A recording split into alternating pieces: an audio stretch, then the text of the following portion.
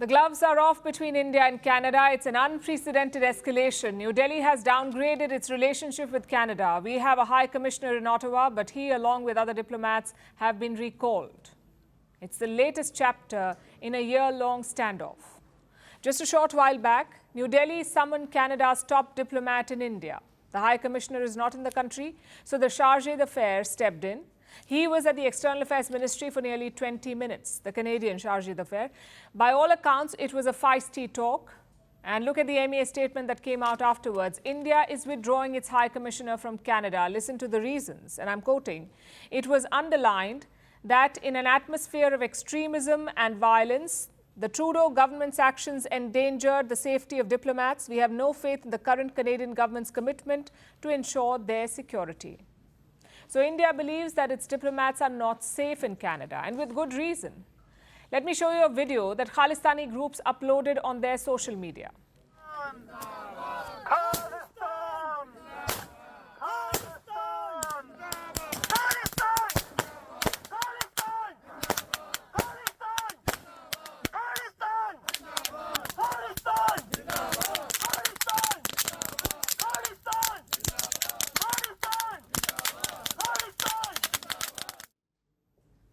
They're burning an effigy of the High Commissioner of India to Canada. Now, there is context to what is happening here. On Sunday, Canada delivered a message to New Delhi. They said that Indian diplomats were persons of interest in a probe, including the High Commissioner. They were persons of interest, so they may be investigated. They did not say which probe, but it doesn't take a genius to figure out which.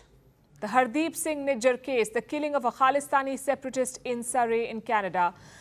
Remember, Justin Trudeau had blamed India for the murder, and now it is probing, his government is probing the Indian High Commissioner as well.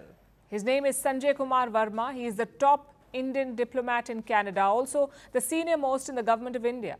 High Commissioner Verma has 36 years of service under his belt. He's been posted in Japan, Italy, China and Turkey. But India is now calling him back. We'll get to New Delhi's reactions in a bit, but first, listen to Canada's Chargé d'Affaires. Canada has done what India has long been asking for. Canada has provided credible, irrefutable evidence of ties between agents of the government of India and a murder of a Canadian citizen on Canadian soil. Now it is time for India to live up to what it said it would do and look into those allegations. It is in the interest of both our countries and the peoples of our countries to get to the bottom of this. Canada stands ready to cooperate with India. Canada says it has credible and irrefutable evidence. If that is the case, it raises some questions like, what is this piece of evidence? Why hasn't it been publicized? And why did Canada wait so long? These are questions that only the Trudeau government can answer. As for India, this is a strong message. You don't recall high commissioners unless the situation is dire, unless you want to downgrade the relationship. India has done this with Pakistan.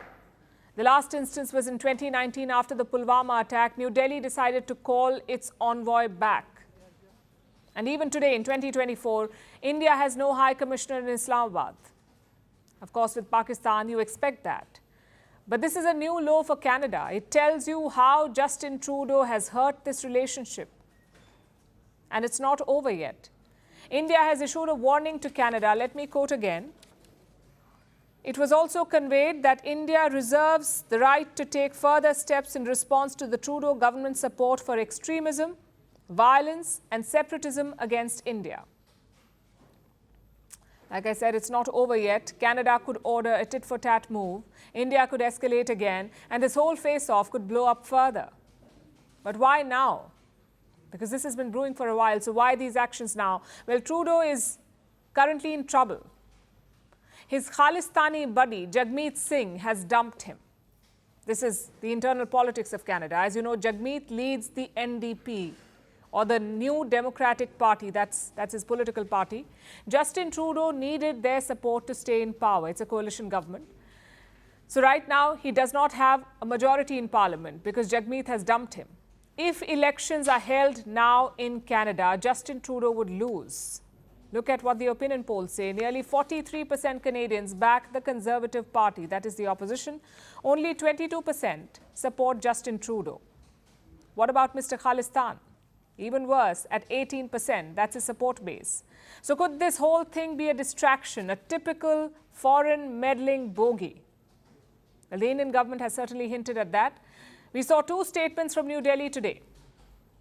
We've told you about the latest one, but the first one is even more explosive. Listen to what it says. I'm quoting again. Prime Minister Trudeau's hostility to India has long been in evidence. Under criticism for turning a blind eye to foreign interference in Canadian politics, his government has deliberately brought in India an attempt to mitigate the damage.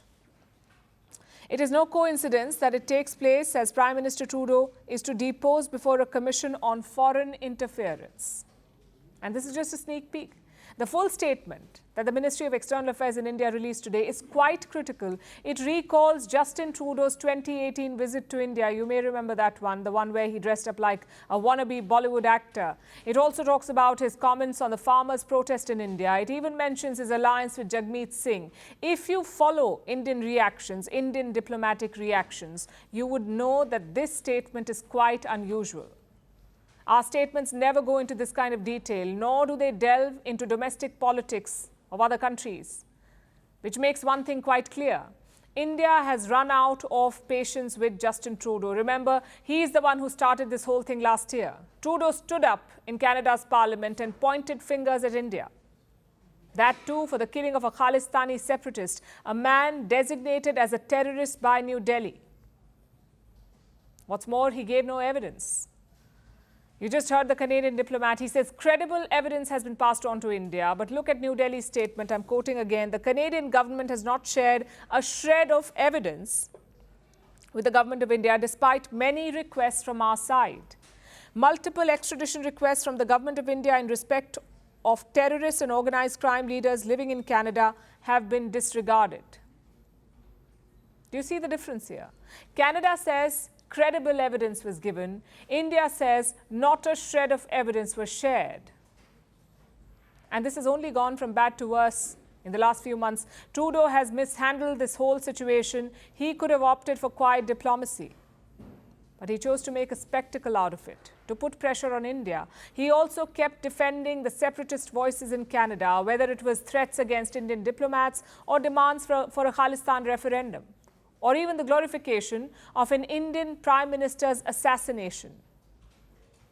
You don't expect this from friendly countries.